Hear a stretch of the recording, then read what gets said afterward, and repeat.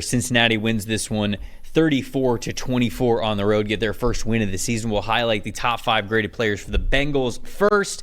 Alex Kapp at the top of the list with an 86.2. Then we go to wide receiver T-Higgins with a 75.3. Cornerback Dax Hill with a 75.2. DJ Turner with a 73.8. And then tight end Eric All with a 73.4. Joe Burrow would have been number 2 on this list if we weren't separating quarterbacks. He had an 81.0. On Carolina's side of things, Shaq Thompson with a 79.5. But he went out with an injury in this one, and it does not look good. Wide receiver Deontay Johnson with a 71.5.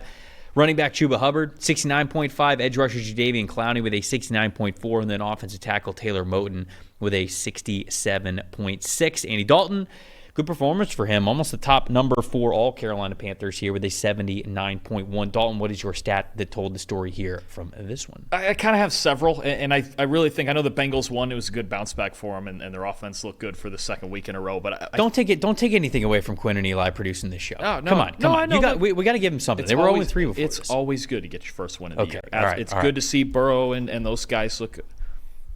But if a lot of this game felt like to me that the Panthers did a lot of the things that losing football teams do.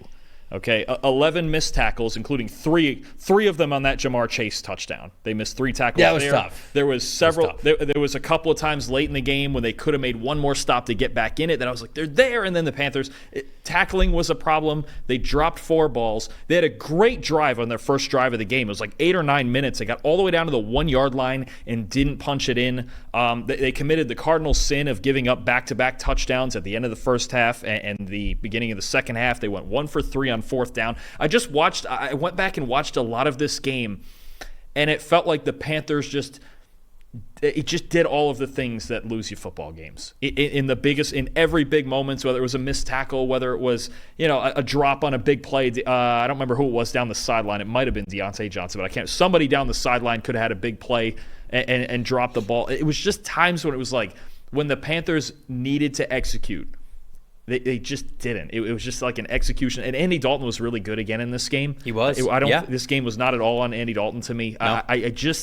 There was just moments in this game when I was like, that's the play to be made, and then it's just not. And they just didn't. Yeah. They just didn't play winning football in this game. And look, the Bengals were good, right? I think at least their defense was better than it was last week. It's not saying a whole lot, but Burrow was good. Secondary was. Burrow was good. The receivers were good. The Bengals played Bengals football. They didn't screw it up. The only throw from Burrow that was real bad was the interception. I don't know what was going on there, but otherwise Burrow was really good. I just felt like when I went back and watched it, I just felt like, man, the Panthers left so much on the table, and they probably could have won this game, albeit it was a high-scoring game, but it just was a lot of self-inflicted wounds. Walt in the chat wants to make sure that I shout out University of Illinois grad Chase Brown. 2 touchdowns? 2 touchdowns in this one. 15 attempts, 80 rushing yards, 5.3 yards per carry average. That's a juice that they're looking for back there. All due respect to Zach Moss. I think they ran the ball well in this game. It is a nice little two-headed monster. It really is. Like Joe Mixon got a ton of volume for them over the last, 4 or 5 years, and you knew that you were going to have to break up that volume a little bit. I think they're coming into their own of, hey, this is like a Chase Brown type of run. This is a Zach Moss situation, and they're getting better at that. They're getting better at identifying that. But good shout out by Walt there to give Chase Brown a shout out and make sure that he got in the show. My stat that told the story, I said this in the preview show going into this past week. Very clearly, the Bengals, for as hampered as they looked through the first couple of weeks of the season, they were missing Jamar Chase and T-Higgins being what they need to be. And it's sort of a duh, right? I mean, 2 great receivers. When you miss them, the identity's not really there in your offense. But those 2 guys in this past game, in this win, they accounted for 51.8 of the threat percentage on the team. T-Higgins had a 14.0 average depth of target. Chase had a 9.6 average depth of target. No other player, other than a Andre Yosevich catch, 1 catch, had an average depth of target above 2. Above 2. This is their entire passing offense, but guess what? It worked. It's going to be a 2-headed monster with this team.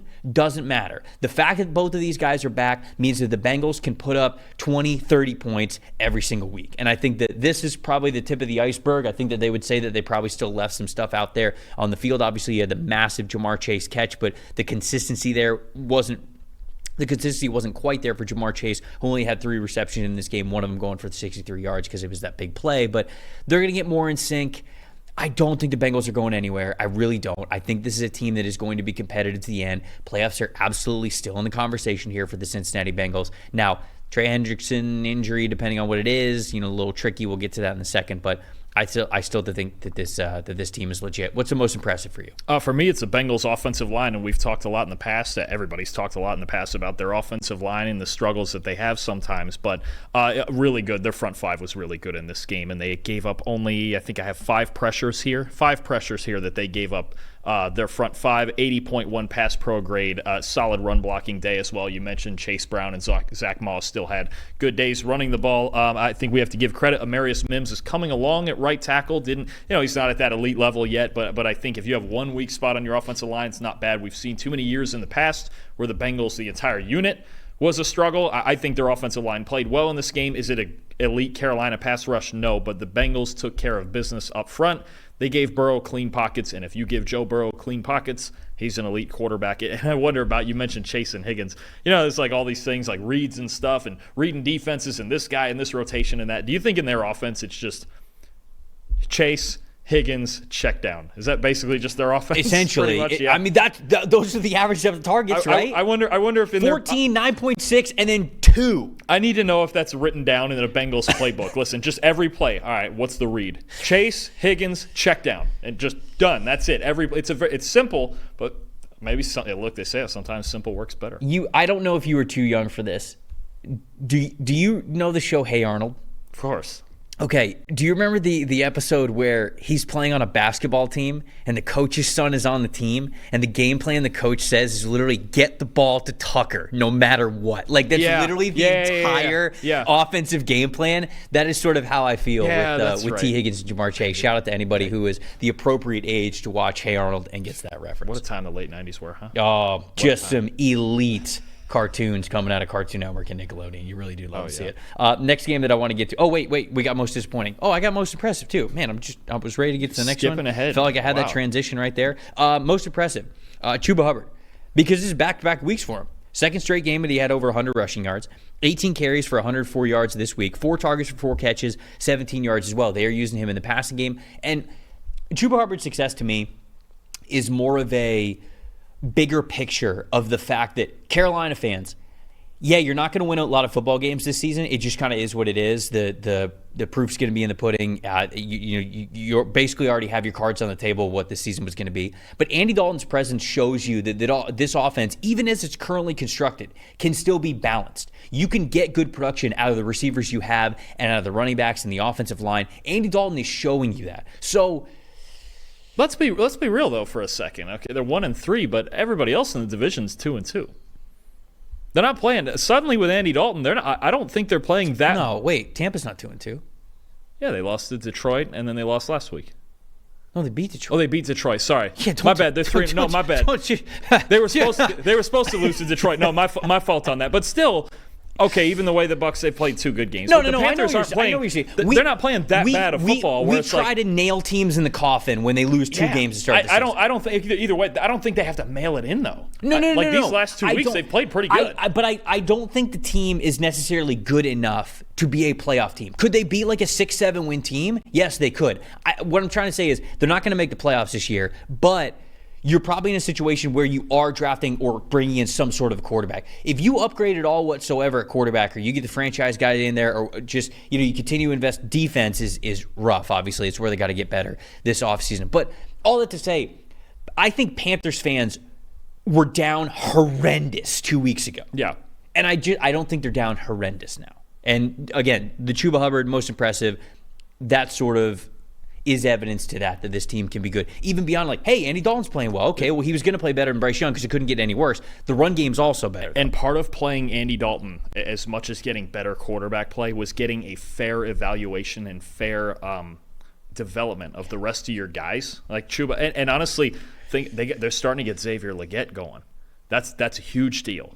big deal first round pick wide receiver they need to get vertical. Like this was part of it as well, even if they're not going to make a playoff push or any of that, but they're getting a fairer evaluation of the rest of their team. And who said what happened here? I can already see it. No, people are talking about the Hey Arnold reference, and then one of the comments said Sam Darnold part 2 in Carolina for next year.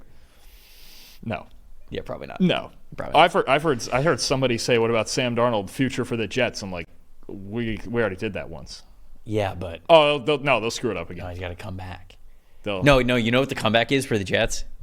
Geno comes back when Rodgers hangs him up. I don't know what the solution is. We'll get there later. We'll get to the Jets. We'll get to the Jets. Will get there. Really quick, most disappointing for you. Who you got?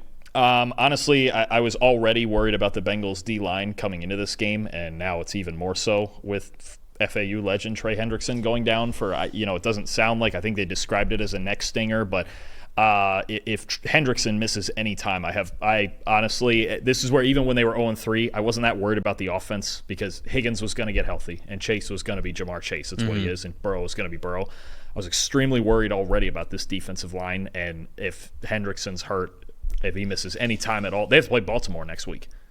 That's good. That's good. Yeah. Good timing. I don't know how they do anything. Even with Hendrickson, it would have been hard enough. I don't know how they do anything up front without him. No, it's rough.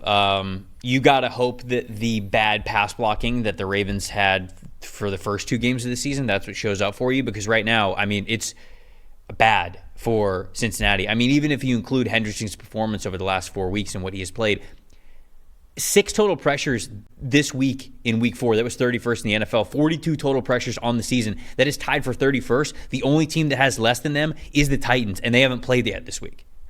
That's it. That's the only other team that has less total pressures than them. So they got to figure it out. They got to be able to get after the quarterback.